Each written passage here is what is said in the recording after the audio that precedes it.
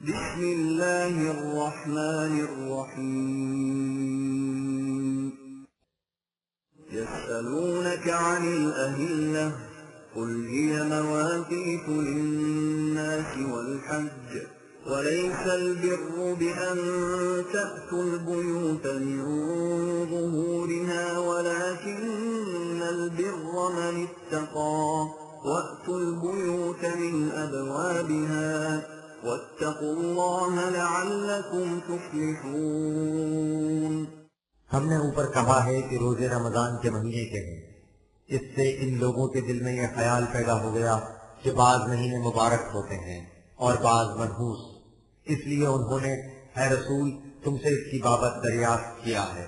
ان سے کہہ دو کہ مہینوں یا دنوں میں سعد و نحس کا خیال تو وہم پرستی ہے، ان کی حقیقت اس کے سوا کچھ نہیں کہ ان سے اوقات کا تعین ہو جاتا ہے اور اس کے فوائد ظاہر ہیں۔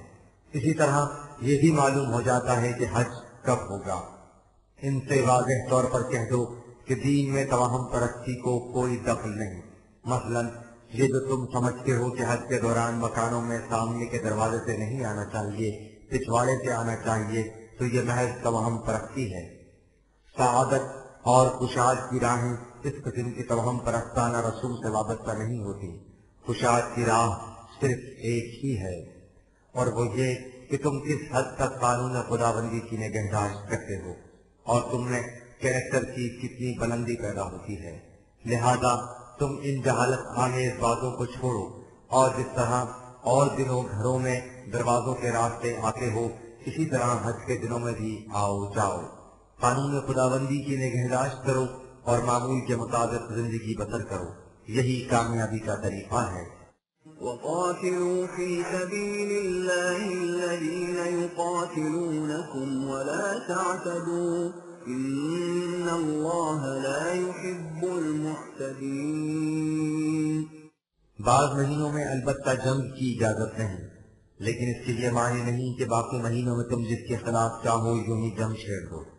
جنگ اور صلح تمہاری ذاتی مصلحتوں اور مفاد پرستیوں کے مطابق نہیں ہوگی، یہ بھی قانون خداوندی کے مطابق ہوگی۔ اس باب میں سب سے پہلا اور بنیادی اصول یہ ہے کہ تم انہی سے جنگ کرو جو تمہارے خلاف جنگ پر اتر آئیں، اور اس طرح تمہارے لیے لڑائی کے علاوہ کوئی اور راستہ باقی نہ رہنے دیں۔ یہ جنگ خدا کی راہ میں ہوگی، یعنی انسانیت کے تحفظ کی خاطر، اور اس میں بھی قانون کی حد سے کبھی آگے نہیں بڑھا جائے گا۔ حدود شکنی قانون خداوندی کی روح سے بڑی ناپسندیدہ بات ہے۔ وَاقْتُلُوهُمْ حَيْثُ ثَقِفْتُمُوهُمْ وَأَخْرِجُوهُمْ مِنْ حَيْثُ أَخْرَجُوكُمْ وَالْفِتْنَةُ أَشَدُّ مِنَ الْقَتْلِ وَلَا تُقَاتِلُوهُمْ عِندَ الْمَسْجِدِ الْحَرَامِ حَتَّى يُقَاتِلُوكُمْ فِيهِ فَإِنْ قَاتَلُوكُمْ فَاقْتُلُوهُمْ كَذَلِكَ جَزَاءُ الْكَافِرِينَ۔ جب تم ان حالات میں جنگ کے لیے مجبور کر دیے جاؤ تو پھر دشمن کو جہاں پاؤ ان کا مقابلہ کرو، اور جہاں سے انہوں نے تمہیں نکالا ہے تم بھی انہیں وہاں سے نکال دو۔ یہ اس لیے کہ انسانی دنیا میں ظلم اور فساد جنگ سے بھی زیادہ تباہیوں اور خرابیوں کا موجب ہوتا ہے۔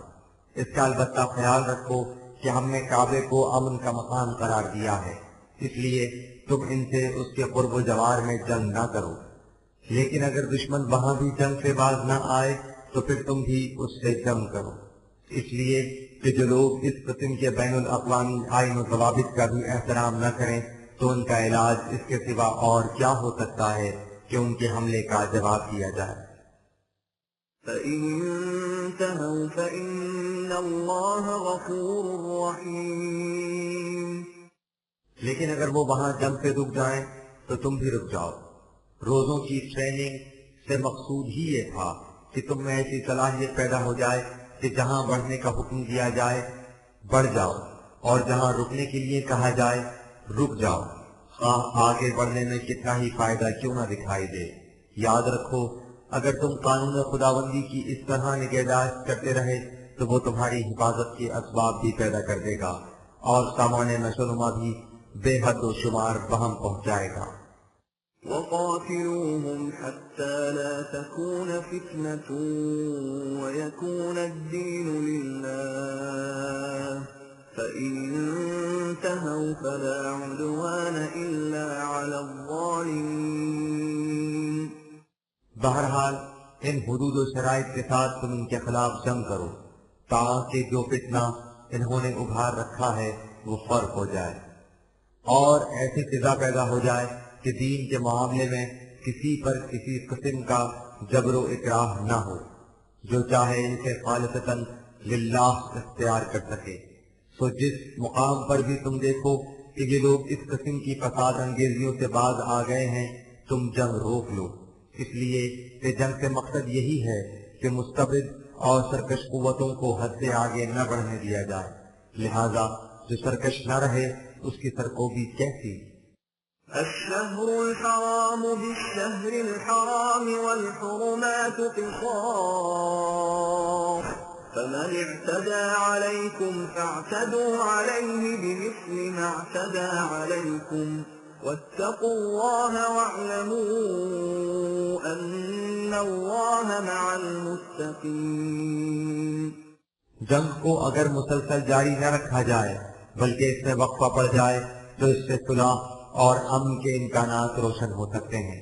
اس مقصد کے لیے سال میں کچھ مہینے ایسے رکھے جانے ضروری ہیں جن کے احترام میں جنگ روک دی جائے، لیکن جنگ دو مخالف طریقوں میں ہوتی ہے، اس لیے یہ التوا اسی صورت میں ممکن ہے کہ دونوں فریق اس معاہدے کا احترام کریں.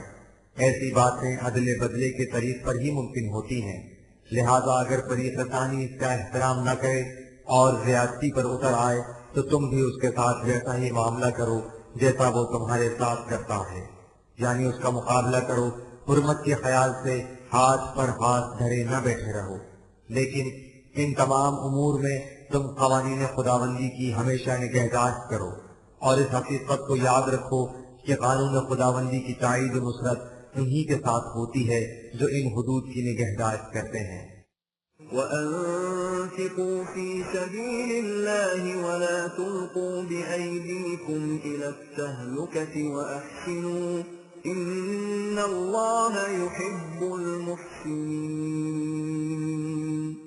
حق کے نظام کے قیام اور باطل کی سرکش قوتوں کا مقابلہ کرنے کے لیے یہ بھی ضروری ہے کہ تم اپنے مال و دولت کو اس مقصد میں صرف کرنے کے لیے کھلا رکھو. اگر ایسا نہ کرو گے تو تم اپنے ہاتھوں اپنے آپ کو تباہی میں ڈال لو گے. غرض یہ کہ تم زندگی کے ہر شعبے میں حسن کارانہ انداز سے مصروف جد و جہد رہو. مستقل اقدار کی حفاظت کے لیے جہاں مال کی ضرورت ہو مال خرچ کرو، جہاں جان دینے کی ضرورت پیش آ جائے بلا توقف جان دے دو. یہی روش معیار خداوندی پر پوری اترتی ہے اور اسی سے انسانیت کا حسن نکھرتا ہے.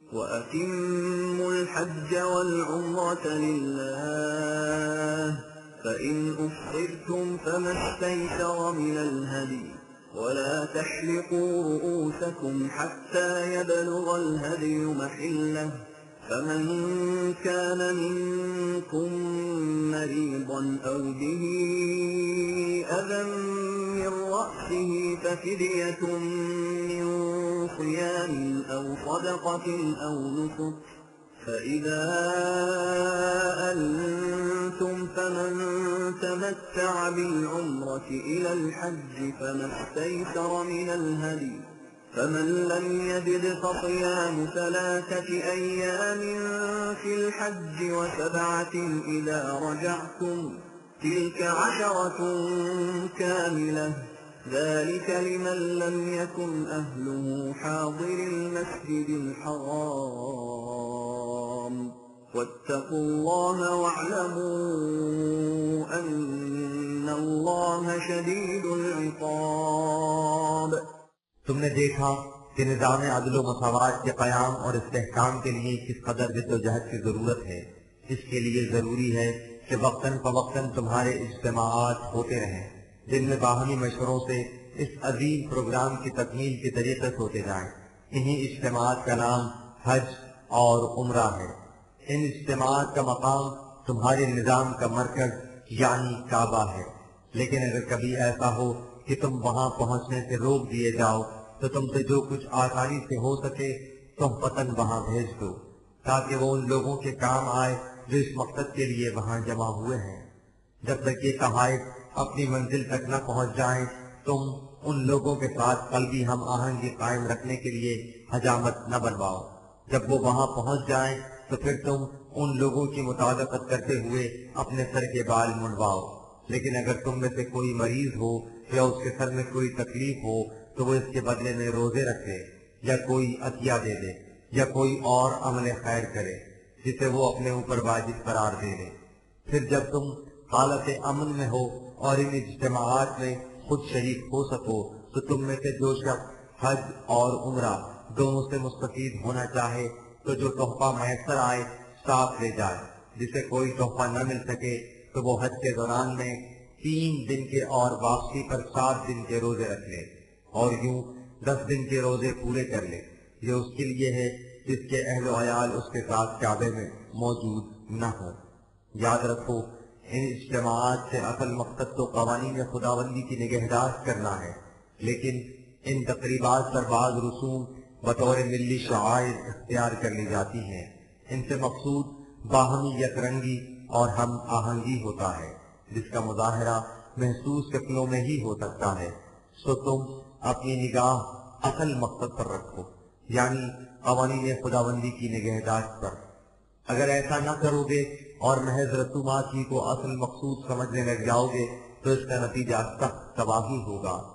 الحج أشهر معلومات فمن فرض فيهن الحج فلا رفث ولا فسوق ولا جدال في الحج وما تفعلوا من خير يعلمه الله وتزودوا فإن خير الزاد التقوى واتقون يا أولي الألباب۔ حج کے اجتماعات کے مہینے معلوم و متعین ہونے چاہیے۔ پھر جو شخص اس فریضے کو اپنے ذمے لے تو اس کے لیے ضروری ہے کہ اس کی تمام شرائط پوری کرے۔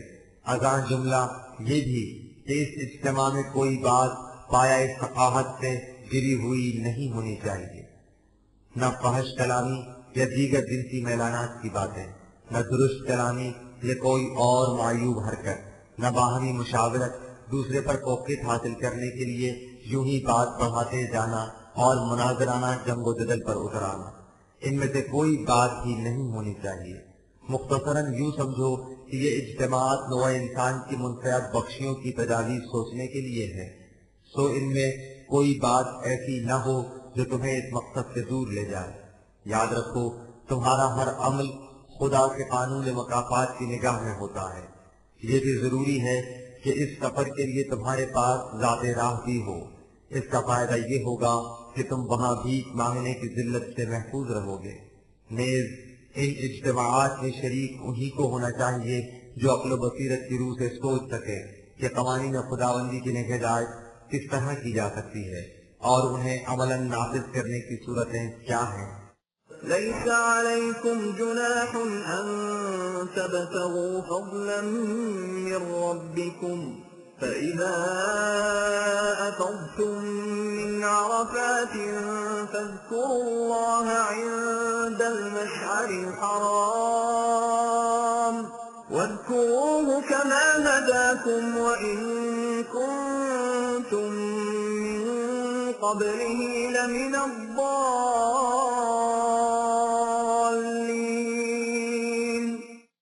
اس حقیقت کو بھی فراموش نہ کرو کہ یہ اجتماعات کوئی یاترا کی قسم کی چیز نہیں کہ وہاں دنیا داری کے دھندوں کی بات نہ ہو سکے۔ اس میں کوئی مذائقہ نہیں کہ تم ان اجتماعات میں ملت کے لیے سامان نشوونما اور معاشی وسائل کی افت و طلب کے لیے جد و جہد کرو۔ پھر جب تم ان مسائل کے طے کر لینے کے بعد عرفات کے میدان سے واپس آ جاؤ جہاں تمہارا باہمی تعارف ہو چکا ہے تو مشعر الحرام کے قریب آ کر پھر جمع ہو اور قانون خداوندی کی رہنمائی میں نظام خداوندی کے مختلف گوشوں کو سامنے لاؤ۔ ممکن ہے تمہارے دل میں یہ خیال گزرے کہ ہم تو حج کو محض ایک مذہبی فریضہ سمجھتے تھے، لیکن مذکورہ بالا احکام و ہدایات سے واضح ہوتا ہے کہ یہ نظام خداوندی کا ایک اہم گوشہ ہے جس کا تعلق ہماری معاشرتی اور تمدنی دنیا سے ہے، تو تمہارا پہلا نظریہ غلط تھا۔ صحیح بات وہی ہے جو تمہیں اب بتائی گئی ہے۔ ثم أفيضوا من حيث أفاض الناس واستغفروا الله إن الله غفور رحيم۔ ان تمام امور سے فارغ ہونے کے بعد تم عام لوگوں کی طرح اپنے اپنے ہاں واپس آ جاؤ۔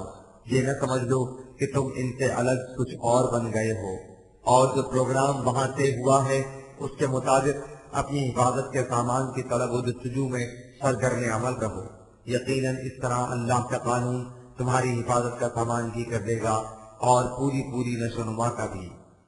فإذا قضيتم مناسككم فاذكروا الله كذكركم آباءكم أو أشد ذكرا فمن الناس من يقول ربنا آتنا في الدنيا وما له في الآخرة من خلاق۔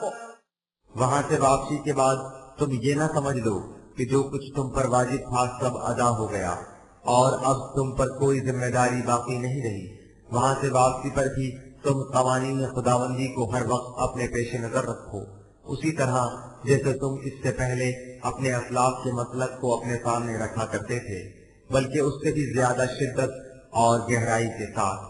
یہ بھی یاد رکھو کہ یہ جو ہم نے کہا ہے کہ ان اجتماعات میں تم اپنے دنیاوی مفاد کے متعلق کی غور و فکر کرو اور اس کے حصول کی راہیں سوچو، تو اس کا یہ مطلب نہیں کہ تمہارے دین کا منتہا دنیاوی مفاد کا حصول ہے اور بس، بالکل نہیں۔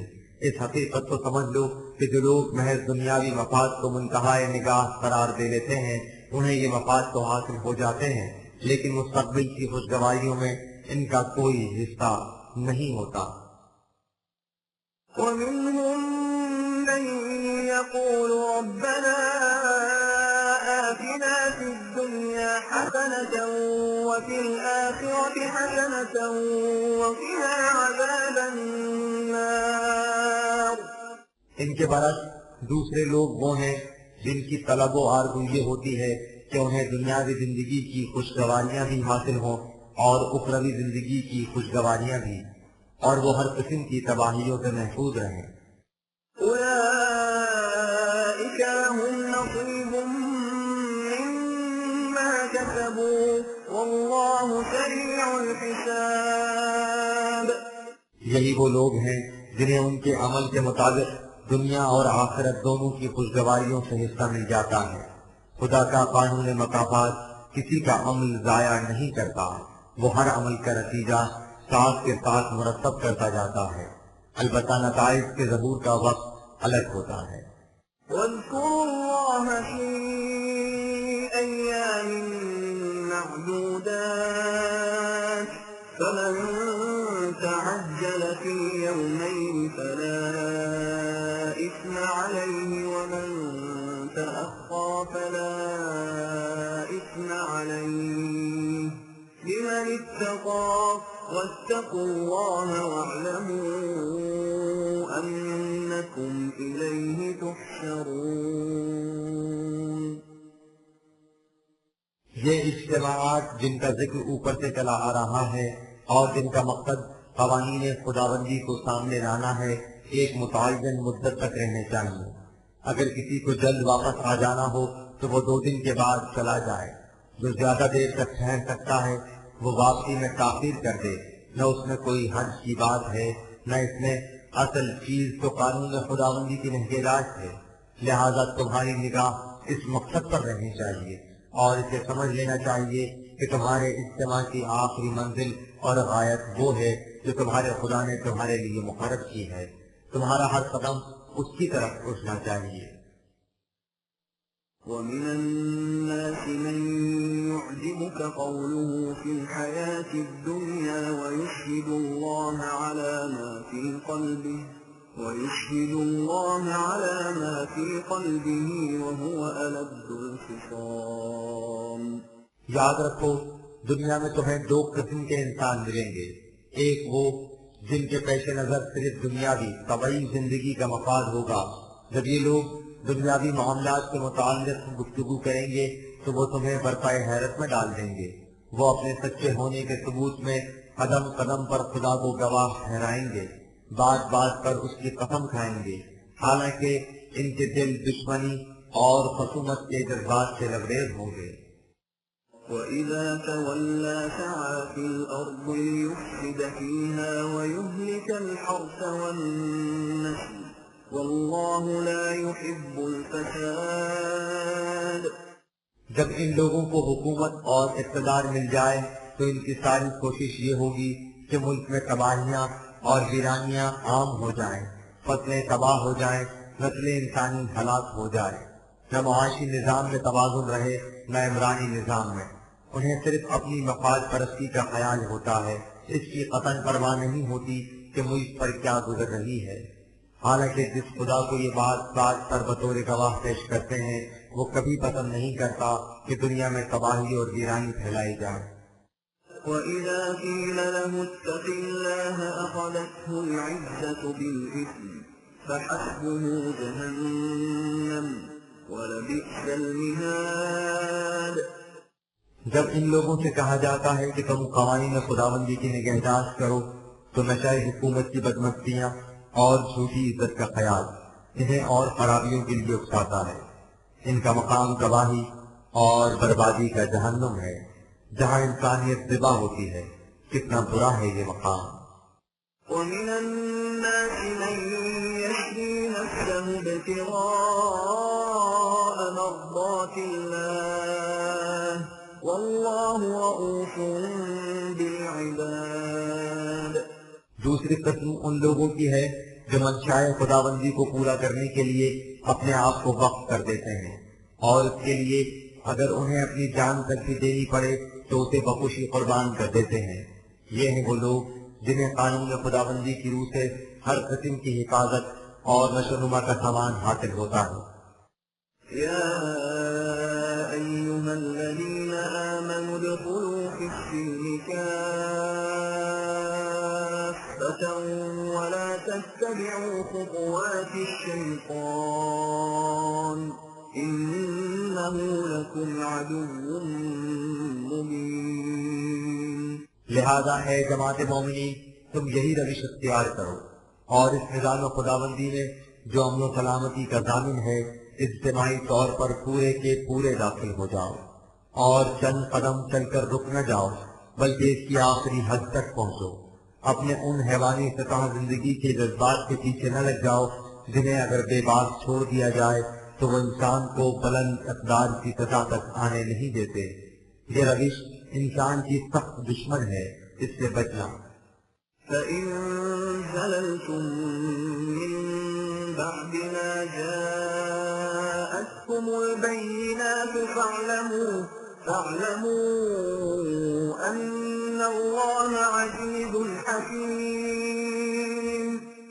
ہم نے زندگی کے اصول و قوانین واضح طور پر تمہارے سامنے رکھ دیے ہیں، اگر اس کے بعد تمہارے پاؤں میں لغزش آ گئی تو یہ نہ سمجھ لو کہ تم سے کوئی پوچھنے والا ہی نہیں ہوگا۔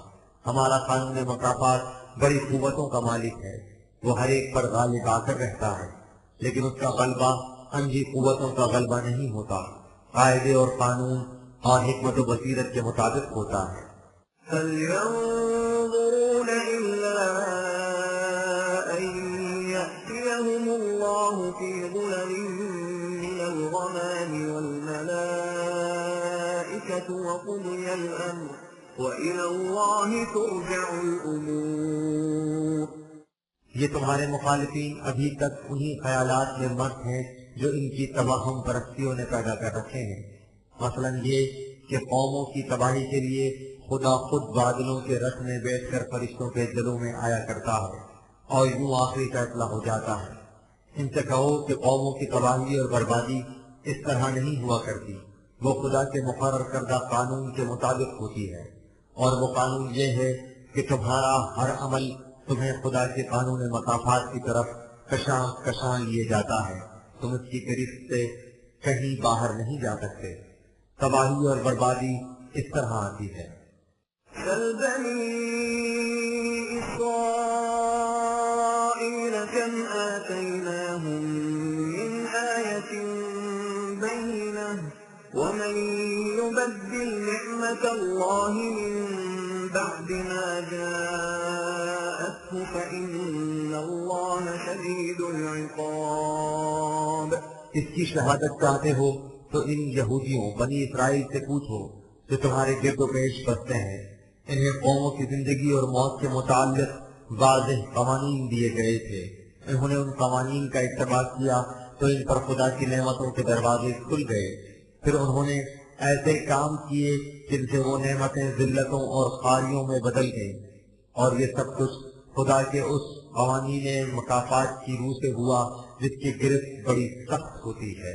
زين للذين كفروا الحياة الدنيا ويسخرون من الذين آمنوا والذين اتقوا فوقهم يوم القيامة والله يرزق من يشاء بغير حساب۔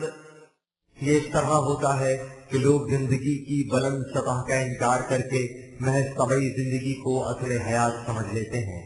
اس زندگی کی عیش کمانیاں ان کا مقصود بن جاتی ہیں اور یہ چیزیں بڑی حسین بن کر دکھائی دیتی ہیں۔ یہ ان لوگوں کا مذاق اڑاتے ہیں جو بلند اقدار پر ایمان رکھتے ہیں۔ اپنے پروگرام کے ابتدائی دور میں یہ لوگ کمزور اور ناتواں سے دکھائی دیتے ہیں کیونکہ یہ مادی مفاد کے حصول کے لیے فریق مخالف کی طرح ہر حربہ استعمال نہیں کرتے، لیکن آخر الامر معاشرے میں جب آسمانی انقلاب نمودار ہو جاتا ہے تو اس وقت ساری دنیا دیکھ لیتی ہے کہ جو لوگ مستقل اقدار کی نگہداشت کرتے تھے وہ ان لوگوں پر فوقیت رکھتے ہیں جو محض دنیاوی مفاد کو مقصد حیات سمجھتے تھے اور اس کے حصول میں کسی قاعدے اور اصولوں کی پرواہ نہیں کرتے تھے۔ اس وقت یہ حقیقت بھی سامنے آ جاتی ہے کہ جو قوم قانون خداوندی کے مطابق رزق حاصل کرنا چاہتی ہے اسے کس طرح بلا حد و حساب رزق کی فراوانیاں نصیب ہو جاتی ہیں۔ یہ انسان کی بھول ہے جو ابتدائی محنت سے گھبرا کر غلط راستے اختیار کر لیتا ہے اور سمجھتا ہے کہ اس سے اسے بڑی کامیابی حاصل ہوگی۔ كان الناس أمة واحدة فبعث الله النبيين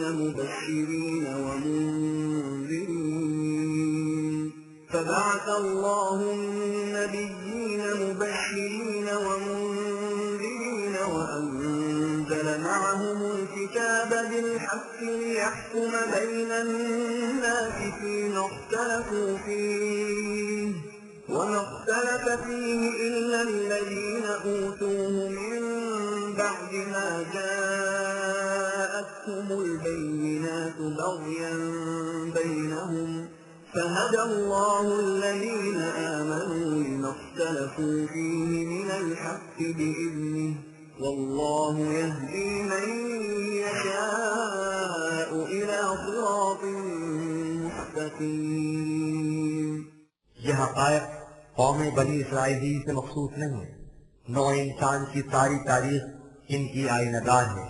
انسانی زندگی کا پہلا دور وہ تھا جب وہ تمدنی زندگی سے ناآشنا تھا، قدرتی پیداوار پر اس کا گزارا تھا اور وہ ہر ایک کو باشرات مل جاتی تھی، اس لیے ان کے باہمی مفاد میں ٹکراؤ نہیں ہوتا تھا، سب ایک برادری کی شکل میں رہتے تھے۔ اس کے بعد انہوں نے تمدنی زندگی شروع کی تو باہمی مفاد میں ٹکراؤ ہوا اور اس طرح ان میں اختلافات پیدا ہونے شروع ہو گئے۔ ان اختلافات کا مٹانا تنہا عقل انسانی کے بس کی بات نہ تھی، کیونکہ ہر فرد اور ہر گروہ کی عقل اس کے ذاتی مفاد کا تحفظ چاہتی ہے، دوسروں کا مفاد اس کے سامنے ہوتا ہی نہیں۔ اس مقصد کے لیے اللہ نے انبیاء کو اپنی وحی دے کر بھیجا، وہ انہیں اختلافی زندگی کے نتائج و عواقب سے آگاہ کرتے اور ایک برادری بن کر رہنے کی زندگی کے خوشگوار ثمرات کی خوشخبری سناتے۔ ہر نبی اپنے ساتھ قوانین خداوندی کا ضابطہ الکتاب لاتا جو حق پر مبنی ہوتا تاکہ وہ لوگوں کے اختلافی امور کا فیصلہ کرے۔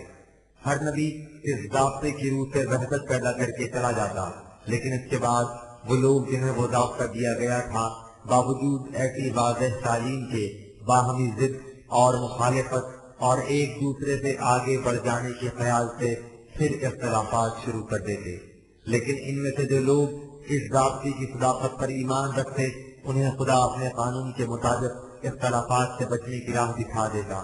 یہی وہ طریق ہے جس سے اللہ ہر اس قوم کو جو اختلافات سے بچنا چاہتی ہے زندگی کی توازن بدوش سیدھی راہ کی طرف رہنمائی کر دیتا ہے۔ أم حسبتم أن تدخلوا الجنة ولما يأتكم مثل الذين خلوا من قبلكم مستهم البأساء والضراء وزلزلوا حتى يقول الرسول والذين آمنوا معه متى نصر الله ألا إن نصر الله قريب۔ وہی کی رہنمائی تمام انسانوں کو ایک برادری میں منسلک کر دینا چاہتی ہے، لیکن چونکہ اس سے انفرادی مفاد چاہنے والوں کے مقاصد پر زد پڑتی ہے اس لیے وہ اس کی سخت مخالفت کرتے ہیں، لہذا اس جنتی معاشرے کے قائم کرنے کے لیے سخت مشکلات کا سامنا کرنا پڑتا ہے۔ تو اے جماعت مومنین، تم نے یہ نہ سمجھ لینا کہ تم اس معاشرے کو یوں ہی قائم کر لو گے اور مفت میں جنت میں داخل ہو جاؤ گے، ایسا نہیں ہو سکے گا۔ تمہیں بھی ان جاں مراحل سے گزرنا پڑے گا جن سے وہ لوگ گزرے ہیں جنہوں نے اس سے پہلے اس انقلاب آفرینی کی کوشش کی۔ سختیاں اور مصیبتیں انہیں چاروں طرف سے گھیر لیتی، ان کی شدت سے ان کے دل دہل جاتے، یہاں تک کہ وہ اور ان کا رسول پکار اٹھتے کہ بار الہ ہماری کوششوں کی برابری کا وقت کب آئے گا۔ ایسے ہمت شکن اور صبر آزما مراحل کے بعد کہیں جا کر ان کی کوششیں کامیاب ہوتی اور تائید عزتی ان کی صحیح و عمل کو ثمربار کرتی۔ تمہیں بھی انہی مراحل میں سے گزرنا ہوگا۔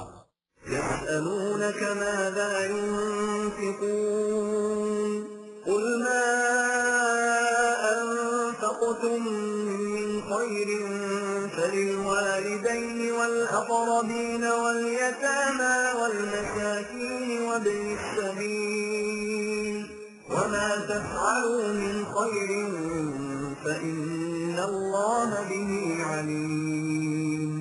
اس کے لیے سب سے پہلا مرحلہ مالی قربانی کا ہے۔ اے رسول، تمہارے ساتھی تم سے پوچھتے ہیں کہ اس کے لیے کس قدر مال کی ضرورت ہوگی اور اسے کہاں خرچ کرنا ہوگا۔ ان سے کہو کہ اس پروگرام کی ابتدا معاشرے کے محدود دائروں سے کی جائے گی، اس لیے زبردست تم یہ دیکھو کہ ان دائروں میں وہ کون کون سے افراد ہیں جو دوسروں کی مدد کے محتاج ہیں۔ مثلا سب سے پہلے اپنے گھروں میں اپنے والدین کو دیکھو، پھر اپنے گھر کی چار دیواری کو وسیع کر کے اپنے گرد و پیش میں بسنے والے اقربا کو دیکھو، پھر اور آگے بڑھو تو انہیں دیکھو جو معاشرے میں بے یار و مددگار رہ گئے ہیں، نیز انہیں جن کا چلتا ہوا کاروبار رک گیا ہے۔ پھر اس سلسلے کو اپنی بستی سے آگے بڑھاؤ اور باہر سے آنے والوں کے متعلق دیکھو کہ انہیں تمہاری مدد کی کس قدر ضرورت ہے۔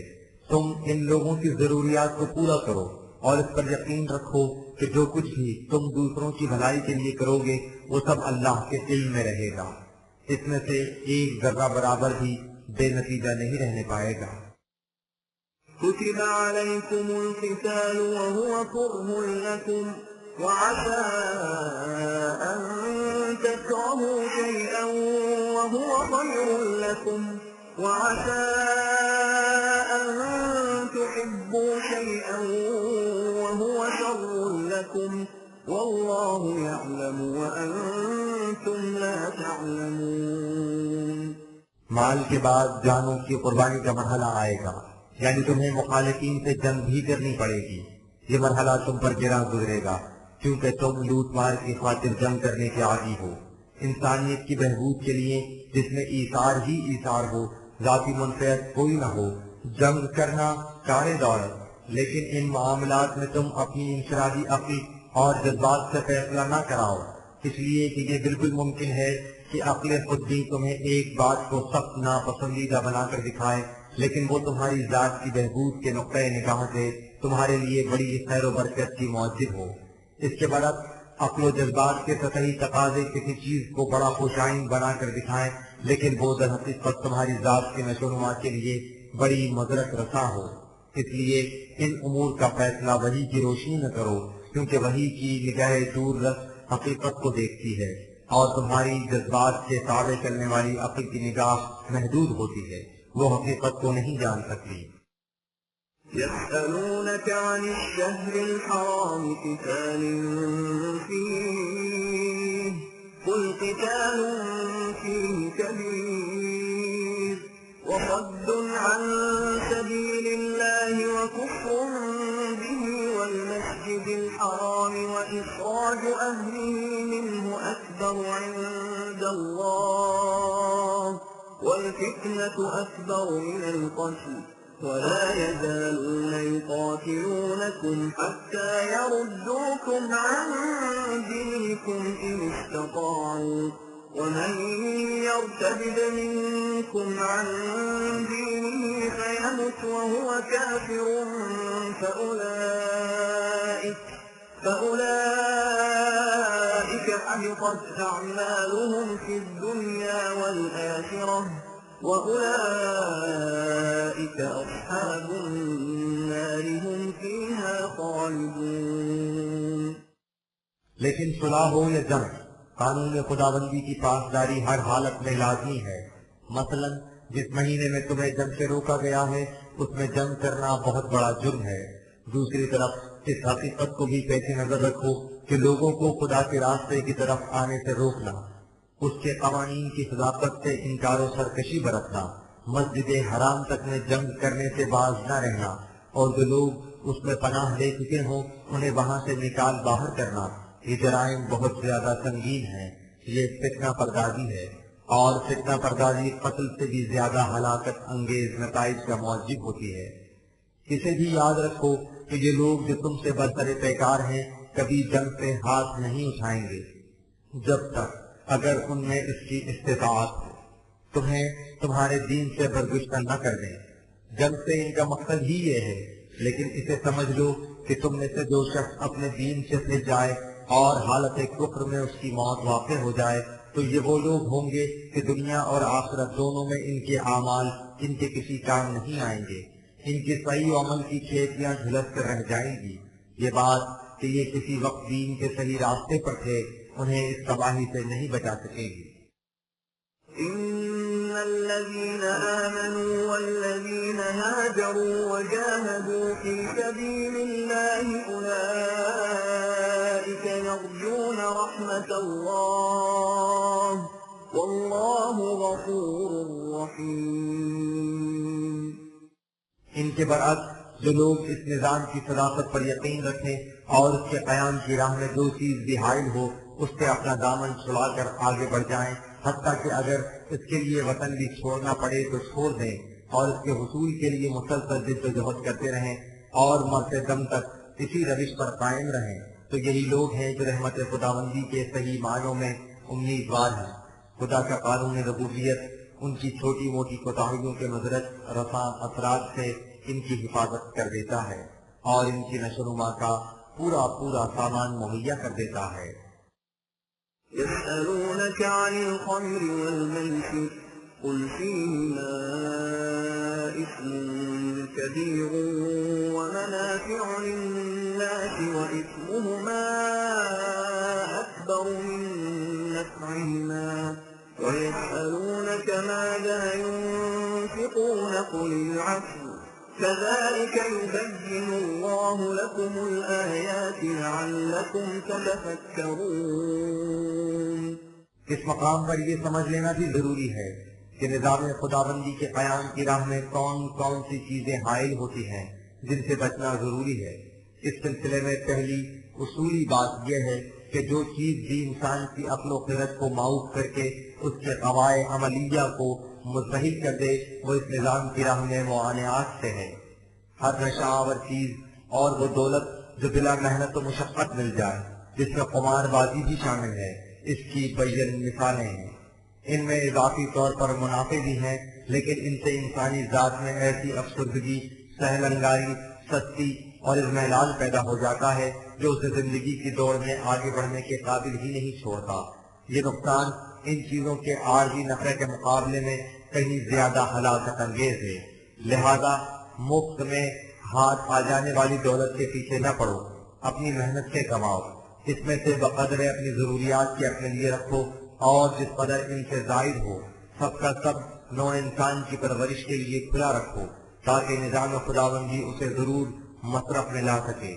اس طرح خدا اپنے احکام و قوانین کو تمہارے لیے واضح طور پر بیان کر دیتا ہے، تاکہ تم غور و فکر کرو اور سوچو کہ تمہارا حال اور مستقبل، دنیا اور آخرت دونوں کس طرح روشن ہو سکتے ہیں۔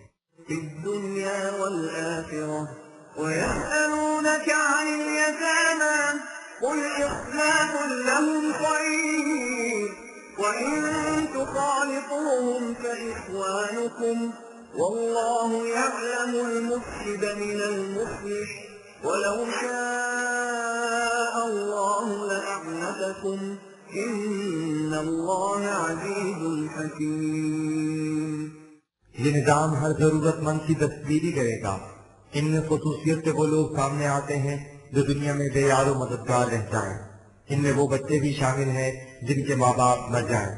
ان کے معاملات کو سلجھانا معجب خیر ہے۔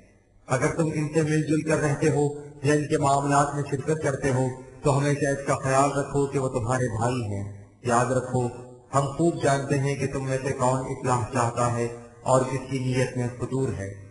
تمہیں یہ واضح ہدایت اس لیے دی گئی ہے کہ تمہارے لیے اصلاح کا راستہ آسان ہو جائے۔ اگر اس کا قانون مشیت ایسا نہ ہوتا تو وہ تمہیں اس قسم کی ہدایات نہ دیتا اور اس سے تم مشکل میں پھنس جاتے، لیکن خدا تمہارے لیے آسانیاں چاہتا ہے۔ لیکن آسانیوں کے یہ معنی نہیں کہ تم جو کچھ چاہو کرو، تم پر کسی کا کنٹرول ہی نہ ہو۔ خدا کا قانون وقافات ہر بات پر پورا غلبہ رکھتا ہے، اگرچہ اس کا یہ غلبہ عین حکمت پر مبنی ہے۔ ولا تنكحوا المشركات حتى يؤمنوا ولأمة مؤمنة خير من مشركة ولو أعجبتكم ولا تنكحوا المشركين حتى يؤمنوا ولعبد مؤمن خير من مشرك ولو أعجبكم أولئك يدعون إلى النار والله يدعو إلى الجنة والمغفرة بإذنه ويبين آياته للناس لعلهم يتذكرون۔ تم جس جنتی معاشرے کے قیام کی فکر میں ہو اس کی ابتدا تمہاری گھر کی زندگی ہوتی ہے، لہذا سب سے پہلے ضروری ہے کہ تم اپنے گھر کو جنت بناؤ۔ اس کے لیے بنیادی سوال یہ ہے کہ میاں بیوی کا انتخاب کس معیار کے مطابق ہونا چاہیے، اسی معیار کے مطابق جس کی روح سے تمہاری امت کی تشکیل ہوتی ہے، یعنی آئیڈیالوجی کے اشتراک کی بنا پر۔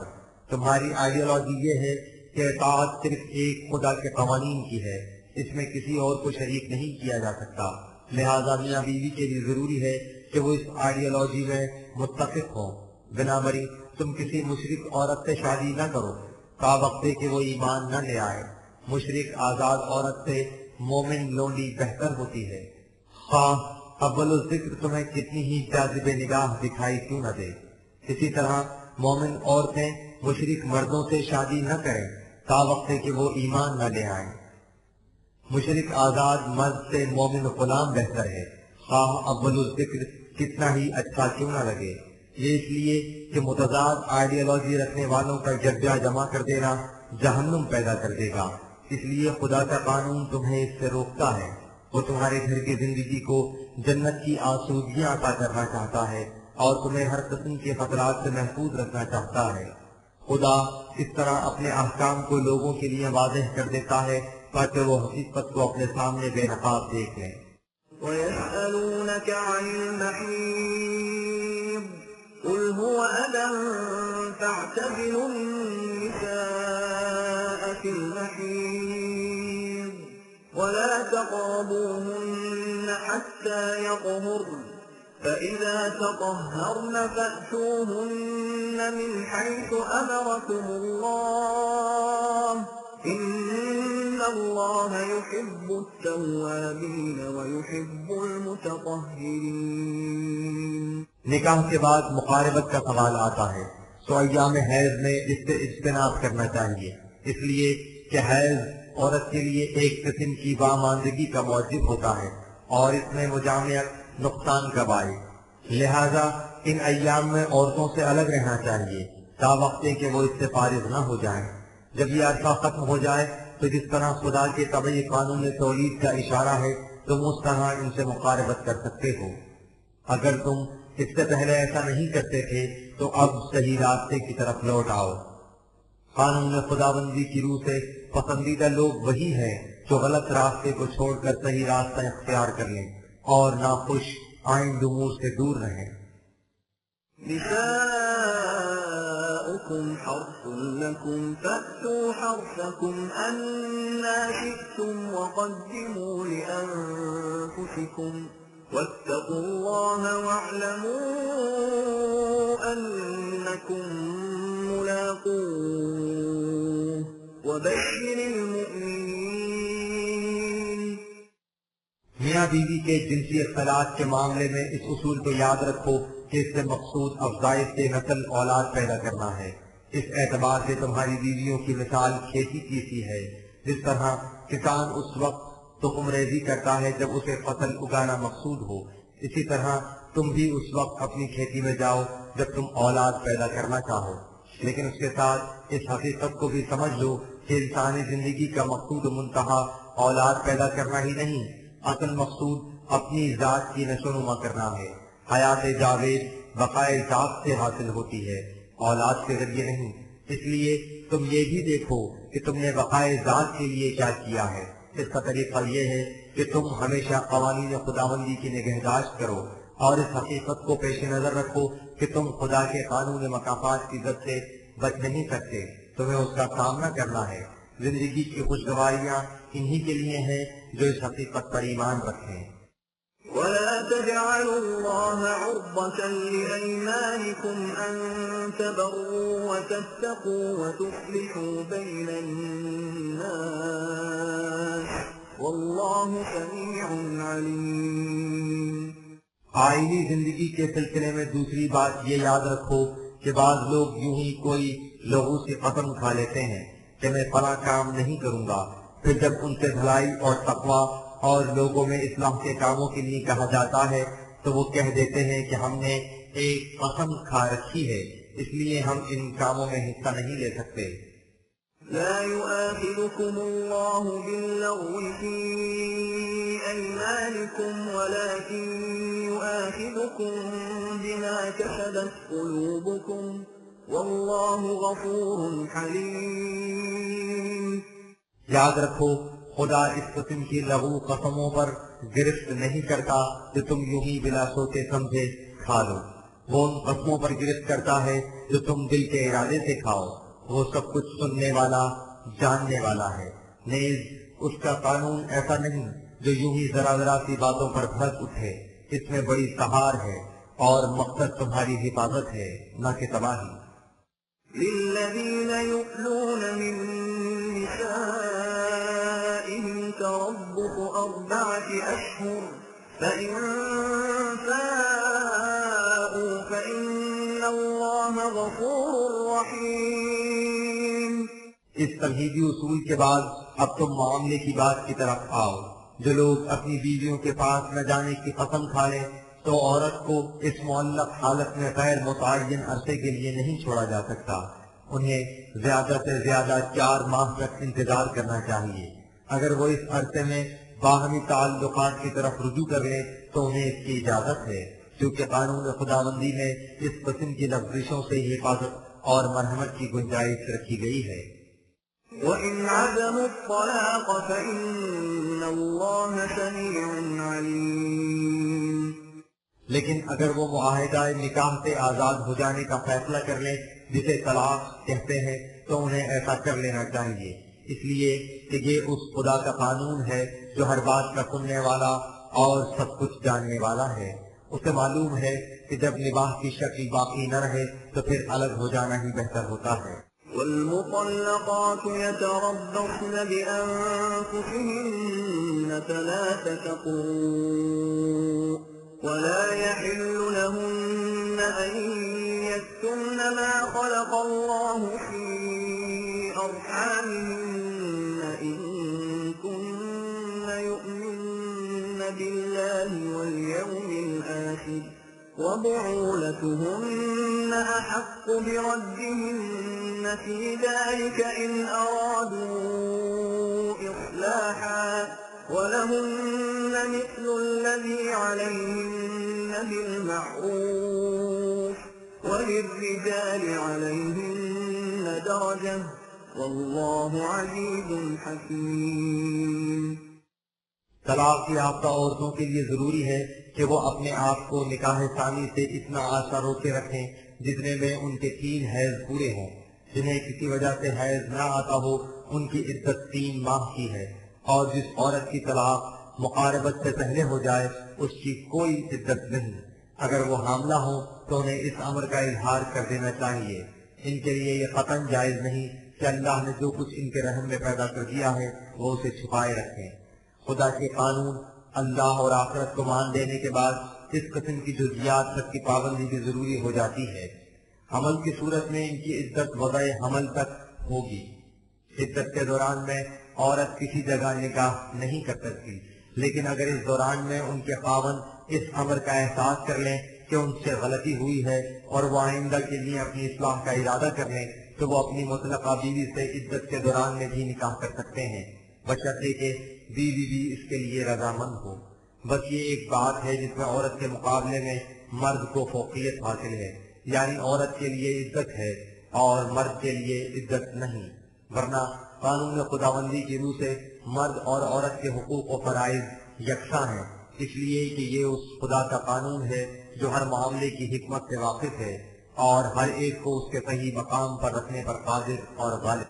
الطلاق مرتان فإمساك بمعروف أو تسريح بإحسان ولا يحل لكم أن تأخذوا مما آتيتموهن شيئا إلا أن يخافا ألا يقيما حدود الله فإن خفتم ألا يقيما حدود الله فلا جناح عليهما فيما افتدت به تلك حدود الله فلا تعتدوها ومن يتعد حدود الله فأولئك هم الظالمون. یاد رکھو ایک مرد اور عورت کی ازدواجی زندگی میں 2 مرتبہ تو ایسا ہو سکتا ہے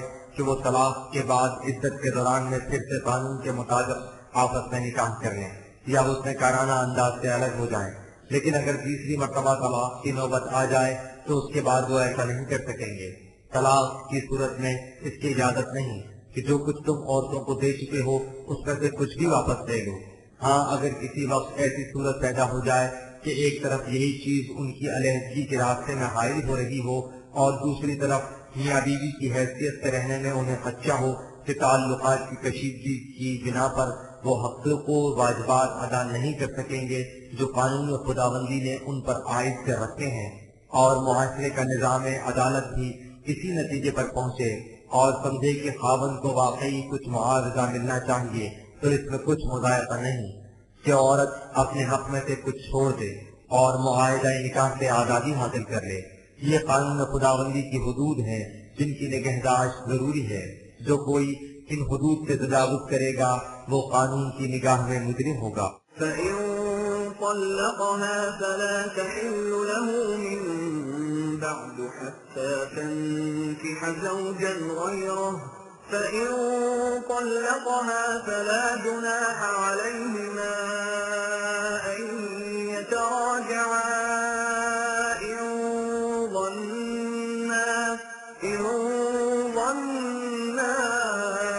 أَن يُقِيمَا حُدُودَ اللَّهِ وَتِلْكَ حُدُودُ اللَّهِ يُبَيِّنُهَا لِقَوْمٍ يَعْلَمُونَ.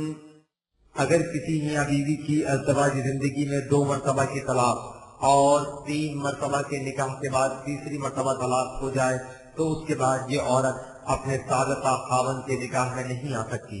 ہاں البتہ اگر وہ کسی اور شخص سے نکاح کرے اور اس سے بھی طلاق ہو جائے تو پھر اس میں کوئی حرج نہیں کہ وہ اپنے پہلے خاوند سے نکاح کر لے، بشرطے کہ انہیں توقع ہو کہ وہ اب قانون خداوندی کی حدود کی نگہداشت کر سکیں گے۔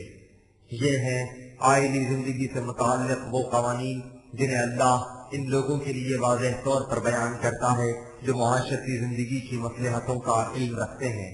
وَإِذَا طَلَّقْتُمُ النِّسَاءَ فَبَلَغْنَ أَجَلَهُنَّ فَأَمْسِكُوهُنَّ بِمَعْرُوفٍ أَوْ سَرِّحُوهُنَّ بِمَعْرُوفٍ وَلَا تُمْسِكُوهُنَّ ضِرَارًا لِتَعْتَدُوا وَمَن يَفْعَلْ ذَلِكَ فَقَدْ ظَلَمَ نَفْسَهُ وَلَا تَتَّخِذُوا آيَاتِ اللَّهِ هُزُوًا واذكروا نعمة الله عليكم وما أنزل عليكم من الكتاب والحكمة يعظكم به واتقوا الله واعلموا أن الله بكل شيء عليم۔ عدت کے دوران میں عورت کا نان نفقہ رہنا سہنا سابقہ خاوند کے ذمہ ہوگا۔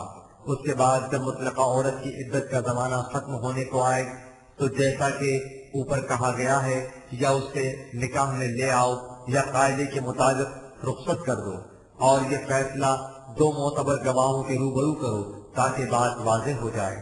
اور یاد رکھو ان عورتوں سے دوبارہ نکاح اس نیت سے نہ کرو کہ ان پر زیادتی کر کے انہیں تکلیف پہنچائی جائے۔